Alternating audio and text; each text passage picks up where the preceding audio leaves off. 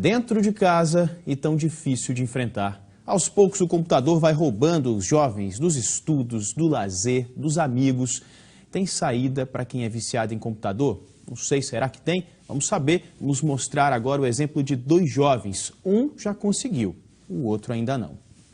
Ele tem 18 anos e não quer mostrar o rosto. Há mais de 5 anos se esconde atrás da tela de um computador.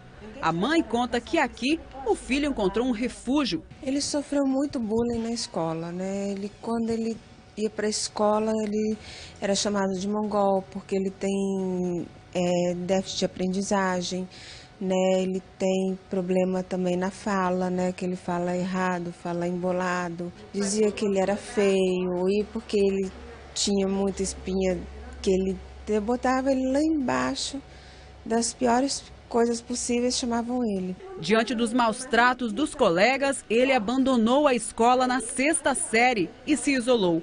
Passa o dia inteiro em um mundo virtual, um mundo de jogos, de fantasias. Ali ele encontrou alguém que não critica ele, que não vê ele, que não fala nada dele. E ele ganhou uma identidade, ele é alguém. Eu tenho amigos, né? Eu sou melhor que na vida real. Você se sente bem assim? Não. O que você gostaria? Como você gostaria que fosse? Eu queria ter uma fita social, né? Sair do mundo escuro. Você quer essa mudança? Quero. O problema deste jovem ficou ainda mais grave neste ano. É que agora os médicos diagnosticaram que ele também está com síndrome do pânico. Ele está com medo de sair de casa, teme ser vítima de perseguição, teme mais uma vez ser vítima de bullying. Sofri muito lá. Eu quero que ele tenha uma vida social, eu quero que ele seja como um menino, como qualquer outro menino da idade dele. E são muitos os jovens que enfrentam o mesmo problema. Em 2007 conhecemos Caio. Na época, com 14 anos, o adolescente não saía de casa, não tinha amigos, era viciado no computador. 6 anos depois, encontramos um jovem bem diferente. A minha relação com os jogos de computador era uma coisa que não era saudável, entendeu? Eu precisava daquilo porque eu não sabia como... Eu não estava conseguindo assim, me entrosar, entendeu? Na escola e na vida. Eu não fazia amigos porque eu era um pouquinho diferente, entendeu, cara? E quando não tem essa conexão, quando você não consegue...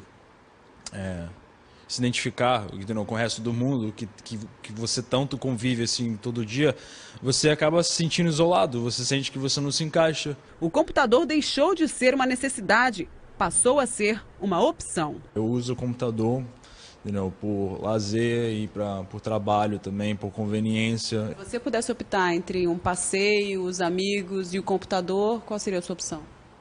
Sem dúvida eu sairia, cara, com meus amigos, entendeu? Não tem coisa melhor do que estar, assim, com meus amigos. O que você diria para esse jovem? Ele está lá sem saber como sair disso. Se tem alguém que pode fazer uma diferença agora, são os pais, entendeu? Porque os pais são praticamente a única pessoa que está ali com ele, entendeu? Ele não deve ter muitos amigos, pelo que eu vi, então, pais, vocês podem fazer uma diferença agora.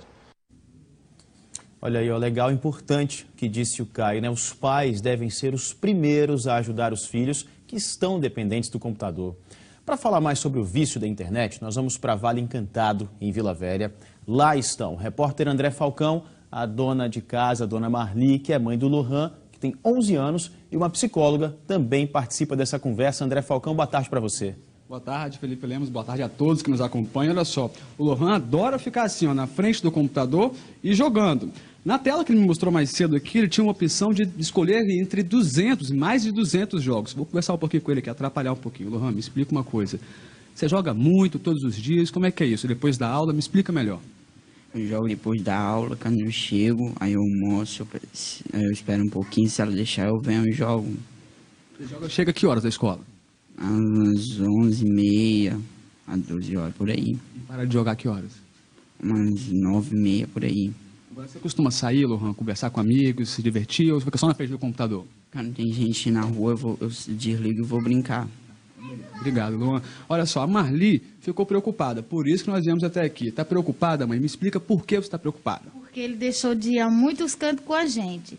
Antes ele adorava ir no supermercado, saía com a gente. Agora não, agora ele prefere ficar em casa. Mas ele é bem na escola, você estava me explicando. Bem na escola, graças a Deus. A sorte dele ainda está aí é porque ele vai bem na escola. De vez em quando, a Marli estava contando pra gente que de vez em quando, ele, na verdade, de vez em quando não, ele pede, o Lohan pede para entrar no computador, mas tem hora que chega e sem permissão vai entrando mesmo. Ontem aconteceu o quê? Me fala, Marli.